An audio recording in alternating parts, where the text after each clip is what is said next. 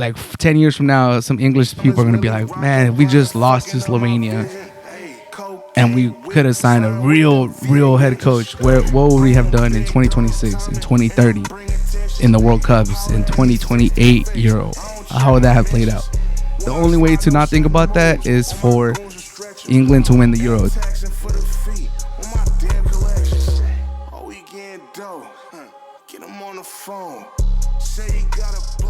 Hello and welcome to the Hard to Handle Sports Podcast. My name is Ismael San Juan. Thank you so much for being here. Mexico are out of the Copa America. They leave with only one goal scored. 4 points is not enough to get through. Ecuador and Venezuela go through in the group stages. We'll talk about that disappointment. Wimbledon is here. I'll give my predictions. It's actually going on right now, but a little late prediction on what I think is going to happen. Paul George signs with the Sixers. That is very, very good for the Sixers. I think the Sixers become a top contender in the East. If everyone could stay healthy, they might actually win the chip this year, and it's bad for the Clippers. And England survive in the round of 16 in the Euros 2024. Crazy match yesterday. Bellingham saving England, and then Kane taking them to the next round. We'll touch on all of that on this episode. Let's get started.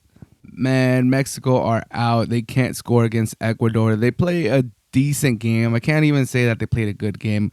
If you have 3 shots on target in 90 minutes in a game that you need to score to go through, you need a win to go through, I can't say that you had a good game.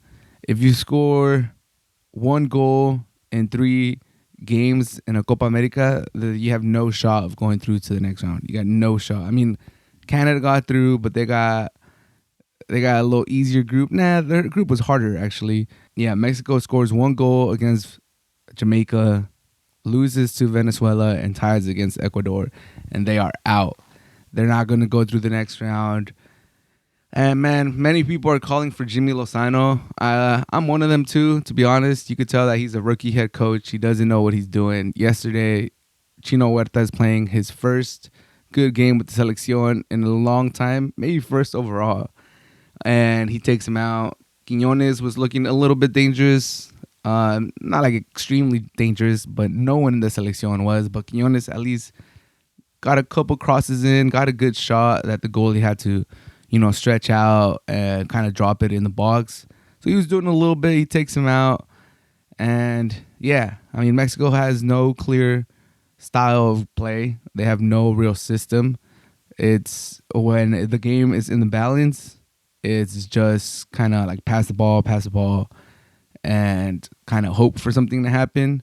And when they get down, or when the scoreboard or the situation dictates that Mexico has to go forward, it's just put more players forward, try harder, run harder, and send long balls and hope that someone gets ahead to it, someone gets a touch to it, and on the second ball, Mexico could muscle their way to a goal. That's what Mexico plays for right now. That's their style right now. It's pretty sad. They're playing very elementary football. They're not linking up. They're not playing anything special. And yeah, I mean, this is the worst generation of soccer players that Mexico has developed in a long, long time. Like the shelf is bare, and it doesn't look like it's going to get better anytime. There's no young prospects around the corner. Our Olympic team couldn't make it to the Olympics. Our youth teams are suffering. Our clubs in Mexico aren't giving the youth playing time and chance to develop. They're not selling them to Europe. They're selling them within each other for a absurd price tag. It's just, I mean, we've all talked about this, but Mexico going forward, if at the very least Mexico doesn't have the talent, they need to have a coach that has a system that can maybe squeeze something out of these players. Because right now Jimmy Lozano doesn't have the tools to do the scheme, I guess, that he wants to implement, and he also doesn't have the wherewithal, the knowledge, the experience to coach this team to be better than they actually are, which is not much. So we need a coach that could use a system to make the overall group look better, and that's not Jimmy Lozano. Overall, terrible disappointment by Mexico in the Copa America. I don't care if they did this generational change, if they left players out, if some younger players got taken to get some minutes. Flores went, didn't get any minutes. Jimenez, this was supposed to be his summer. He leaves with 0 goals scored, a couple chances missed, not too many opportunities, to be honest. Not too many service that he was getting, but it is what it is. Mexico out of the Copa America, huge disappointment. Wimbledon is here, and my prediction is pretty much it's gonna be Alcaraz repeating. I was gonna say Sinner, but his draw is pretty fucking hard.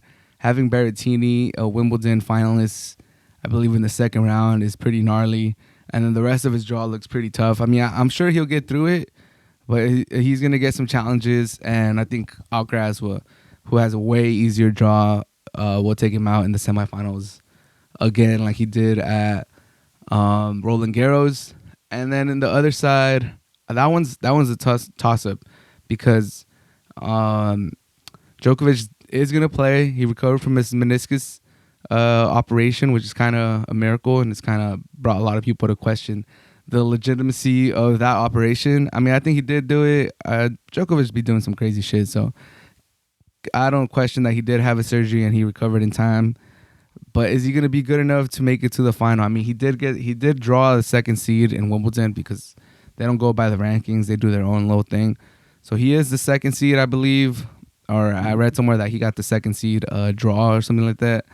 So he avoids Alcaraz and Sinner in the semis. He won't see them till the final. But does he have enough? Does he have enough on that knee? Is that knee well enough to take him to the final? That's a tough question. So if it does, I think Alcaraz is going to beat him again in the finals. But if it doesn't, then I don't think anyone on that side of the bracket is going to take out Alcaraz.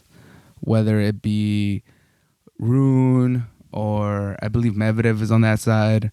I just don't see anyone beating Alcaraz at grass this year. I would have picked Sinner, and if they would have given him the Djokovic draw, I think I would have picked Sinner. But with the draw that Sinner got, and then getting Alcaraz in the semis, and then potentially Djokovic in the final, I think it's a tough road. If Sinner wins this, and tries to keep pace with Alcaraz, it'll be 3-2 at that point. Then we got something special, guys. Then we got something special. It'll be a great rivalry, and then it would mean Sinner would get his lick back. He'll get his revenge against Alcaraz, and he'll probably beat Djokovic in the final. So that'll be two important moments that Sinner beats Djokovic this year. He beat him at Australian Open. And then potentially if he gets to the final and beats Djokovic, that would be some pretty gnarly stuff. But yeah, I think it's kind of a cop out to go with the champion to repeat. But I do think the way that the draw set up and the way that people are playing right now, I think Alcaraz will repeat. PG-13, Paul George has now signed with the Sixers. He is officially not coming back to the Clippers.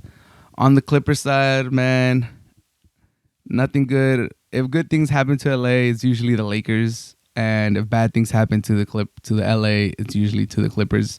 And man, if you look at that trade for Paul George and what the OKC got and what the Clippers got, it's pretty crazy. Not gonna lie, it's pretty crazy. No one could have really seen that at the time. I mean, kinda. Paul George is not like a grade A player in the NBA. He's more like a B plus, A minus. But I mean, everybody that I know that was a Clipper fan, which is like 2 people, they were super excited about Paul George, Kawhi Leonard coming to Los Angeles, coming to the Clippers, and they thought it was, it's about to be sweet. It's about to be sweet for the Clippers. They about to win their first chip. They're about to do all this, and what is it? 5-6 years later, Paul George is gone. He's going to the Sixers.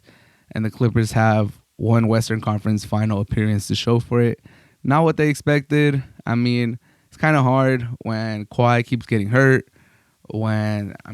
These rotational players keep getting swapped out in and out.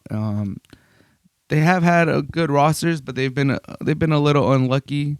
Paul George has been hurt as well. Like I said, Kawhi is always hurt. So it's a little unlucky for the Clippers. But I'm sure most Clipper fans, the few that are out there, are used to that by now. And yeah, now they get to see Paul George go back to the East, team up with Embiid and Tyrese Maxey. And man, that's a hot three. We still got to see how the Sixers roster builds out because, one of the things that people are saying about the Sixers is that they don't really have too many people signed to their team. I think they have like 5 players on their roster right now, and 2 of them are Embiid and Maxey. So we'll see what they do.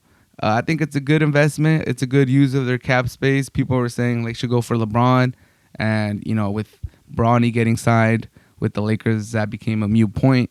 After that, after LeBron, Paul George was the best fit, and even including LeBron, Paul George might be the best fit because his gameplay allows him to be the third fiddle pretty seamlessly.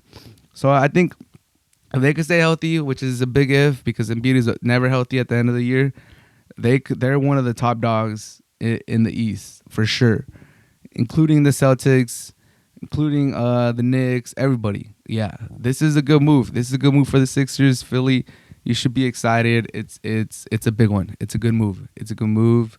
I'm pumped to see how they play out. I'm pumped to see how the Sixers build the rest of their roster. Maybe get some shooters, get some defenders in there, and you might have a legit shot. Like this is it, Embiid. You get a lot of hate for not, even making it past the second round. You don't even have an Eastern Conference Final appearance, my guy.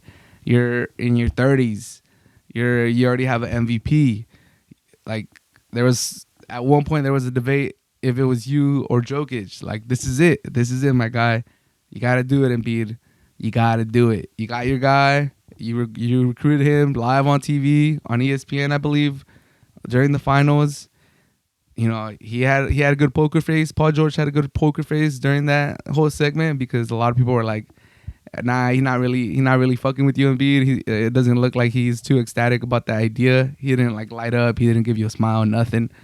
But now he's going to the Sixers, so it's time to show up, Embiid. It is time to show up. And to conclude, England get through Slovenia, and wow, what a match. Takeaways from that game. It's a little embarrassing, not going to lie. It's a little embarrassing for England to go through that way. There's a little bit of a parallel between the U.S. and England, and obviously England is like the rich man version of the U.S. when it comes to soccer, but a lot of talent, especially for the region, and underperforming. Not a good system they run, terrible coach, and you kind of ask, like, with both teams, England has these quality players. Bellingham is Ballon d'Or finalist or one of the favorites to win it. Kane, top scorer in all of Europe, Golden Boot winner. All these players, Foden, Rice, everyone valued over $100 million. Pickford, valued highly for a keeper. You got Mainu, you got Foden, you got Saka. So many players, and Southgate somehow finds a way to make them look average and mediocre and a bad team. So, yeah, he did it again. He leaves Palmer in the bench again. He does some subs late. He doesn't really know what he's doing. The team has no real play style, and it's just sad. It's sad that England, with all that talent, is playing that way. Like I said, no clear idea what they're doing. Just sending the ball long, going for crosses, and hoping for the best. And obviously a Real Madrid player with that clutch gene, with everything that has been taught to him at the Bernabeu in Madrid, shows up in the clutch. It's beautiful bicycle kick, beautiful. That's a moment right there. It might push Bellingham, as small as a team as Slovenia is, no offense. You shouldn't get too many points for scoring a goal against Slovenia and winning. Like if England would have just done their part and they win 3-0, a goal against Slovenia is not that important in the grand scheme of things, but because it was in stoppage time, because England was on the brink of elimination, because English fans were already heading out of the stadium, and the pundits were pretty much giving up and ready to call for Southgate's head and job. That's a big moment right there for Bellingham. Belly goal, showing up when it matters. Showing that Real Madrid heritage. And then in overtime, in extra time, Kane gets a goal, and at that point, you kind of knew the three lines England were gonna go through. Slovenia did have a couple chances. They made it a little interesting, but yeah, terrible game by England by all means. Terrible game, terrible. They looked shaky from the start. Slovenia looked dangerous at the beginning. England had the possession. Slovenia was the one that had a couple chances, and they scored their goal, and they hunkered down for. When did they score their goal? And then they hunkered down for like 70 minutes, and they almost got through. They were a minute away. Bellingham with the moment of brilliance gets them through. But overall, embarrassing performance. And I'll say this: it's bad news for England if they don't win the Euros. And by that I mean that Southgate offers nothing. So the only way it could be a positive for England is if they win a championship. If they would have won the Euros 3 years ago, if they would have won the World Cup, if they would win this Euros, that's the only way you could get that. I would consider it a victory for them.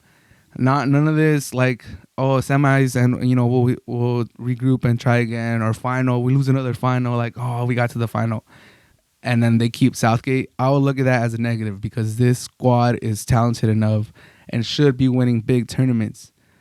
So it's a cost analysis on how much success you have to make up for the